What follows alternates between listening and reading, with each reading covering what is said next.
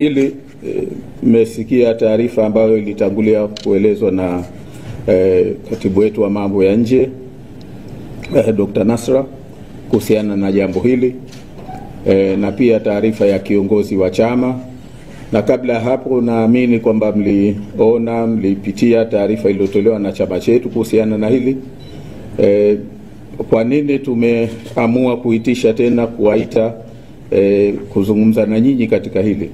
Ni kwa sababu pamoja na taarifa zote hizo ambazo ilitolewa, naamini nimeona pia taarifa ambazo wametoa wenzetu kutoka nchi mbalimbali.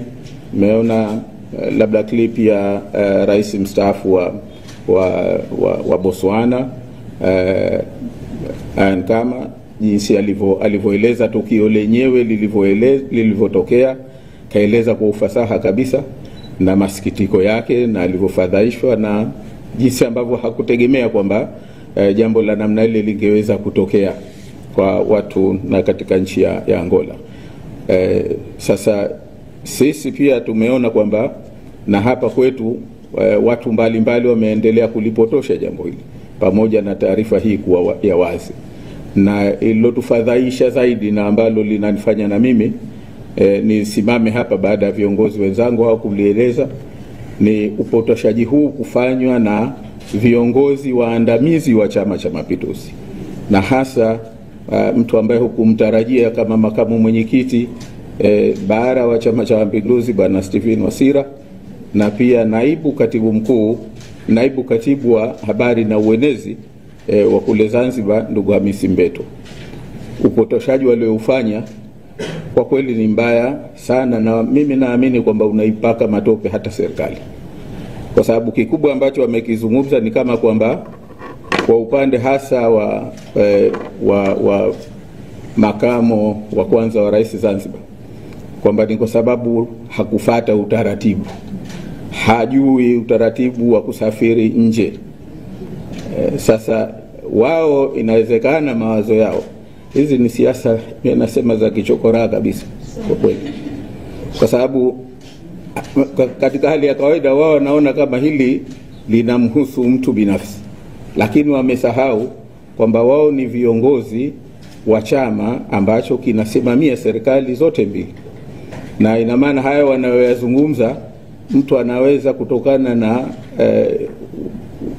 nafasi walizonazo, kutokana na kwamba ni viongozi waandamizi, mtu anaweza kuona kwamba labda haya yametoka ndani ya serikali.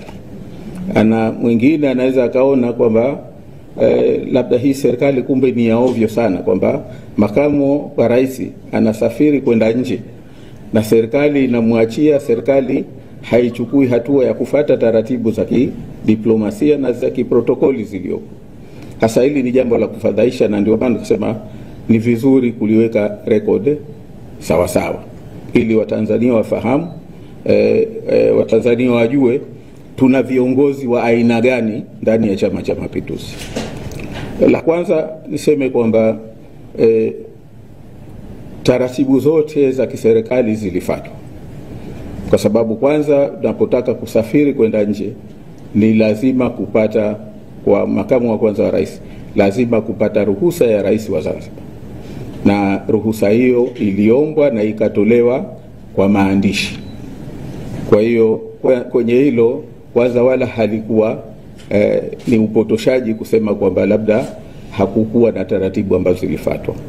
Lakini jambo la pili, kwa kawaida viongozi wa serikali, viongozi wakuu wa serikali wanaposafiri nje, idara ya mambo ya nje, wizara ya mambo ya nje pamoja na idara yetu ya usalama wa taifa wanatuma watangulizi kwenda katika nchi ambayo kiongozi anakwenda, na hilo lilifanyika.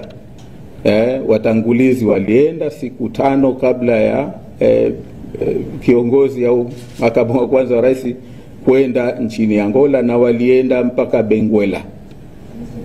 Sasa unaposema kwamba taratibu hazikufuatwa, unakuwa mtu wa ajabu kwa kweli. Lakini niwahakikishie Watanzania kwamba watangulizi kama ulivyo utaratibu walipelekwa, na walipelekwa well in advance, na walienda mpaka kwenye kituo ambacho ilikuwa tufanyie mkutano.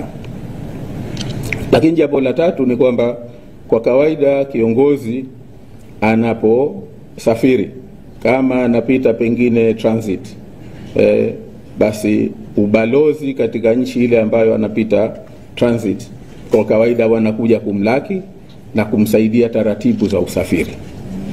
Na hilo mimi niseme kwamba tulipoondoka Dar es Salaam, transit ilikuwa Johannesburg, Afrika Kusini, na nishukuru sana kwamba nimekwenda pale, nimefika pale na ujumbe wangu, na tayari nikamkuta balozi wetu pale Mheshimiwa James Bwana yupo na watendaji wake wa ubalozini, na wakatusubiri, wakaja kutupokea kwenye ndege, na tukakaa sehemu ya transit lounge, na baadaye wakatusindikiza mpaka kwenye ndege, tukaondoka kuelekea Luanda, Angola. Kwa hiyo hilo jambo la msingi sana kwamba serikali ilijua na ilitimiza wajibu wake kiuweledi na kwa taratibu zinazotakiwa.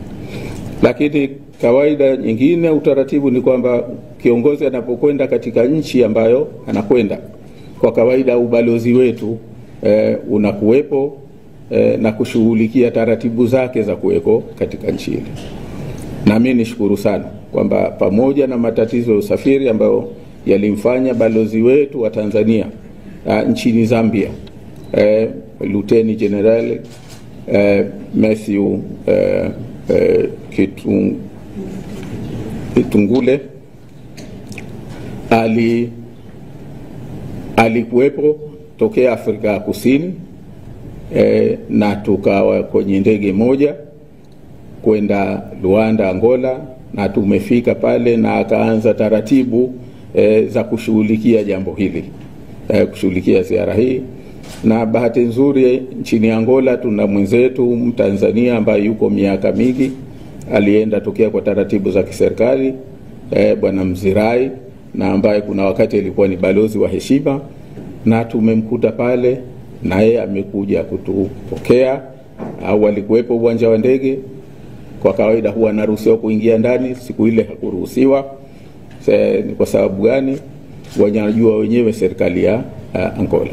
Kwa hivyo mimi ninachosema ni kwamba taratibu zote zinazostahiki zilifuatwa. Kama ni makosa, yalifanywa makosa na nchi ya Angola, na hii ndio ya kuulizwa, hii ndio ya, kwa sababu sisi tulipofika taratibu, hata kama walikuwa na tatizo na tulichoendea tujalie, lakini hawakupaswa, au kama walikuwa na tatizo na sisi, basi kwa kawaida unaambiwa kwa nini huna visa, huna kitu gani, ni undesirable. Lakini wote sisi ni mashahidi. Ndio nasema hizi taarifa nzuri meziona kupitia sources mbalimbali, kwamba hakuna ambaye alielezwa kwanza kinachofuata, kwamba hatua gani, hatukuelezwa tatizo ni kitu gani. Mpaka hapa tunasimama, basi mpaka leo hatujaelezwa kulikuwa na tatizo gani. Si serikali ya Angola, si serikali yetu ya Tanzania ambayo imetoa taarifa rasmi. Sijui kama na wao walielezwa, kwa sababu tegemea kwamba balozi wetu ingejua, lakini balozi wetu tumekuwa naye pale, lakini hakujua. Lakini na jingine la mwisho niseme kwamba wakati tukiwa uwanja wa ndege katika sakata hili, nilizungumza na waziri wa mambo ya nje wa Tanzania Mheshimiwa Mahmoud Thabit Kombo. Alinipigia mara 3 kunieleza hatua ambazo wanachukua kujua tatizo liko pahala gani na kufuatilia jambo hili. Kwa hivyo mimi niseme wito wangu kwamba hasa kwa haya ambayo yamepotoshwa na watu ambao ni waandamizi, viongozi waandamizi wa Chama cha Mapinduzi, naiomba sana serikali, na natoa wito serikalini kama mwenyekiti wa chama cha ACT Wazalendo, kwamba serikali iwachukulie hatua viongozi hao, kwa sababu upotoshaji wao umeipaka matope sana serikali. Upotoshaji wao umewafadhaisha wananchi kusema kweli. kwa kiasi kikubwa. Wameact irresponsibly kwa namna ambayo kwa kweli haiendani na nafasi zao ambazo wamechukua. Nadhani huo ni wito wetu sisi kama chama cha ACT Wazalendo kuhusiana na jambo hili baya, na nadhani mengine KC ameeleza vizuri kuhusiana na msimamo wa chama chetu katika hili, na kwa hivyo naomba ni washukuru sana kwa kunisikiliza. Asante.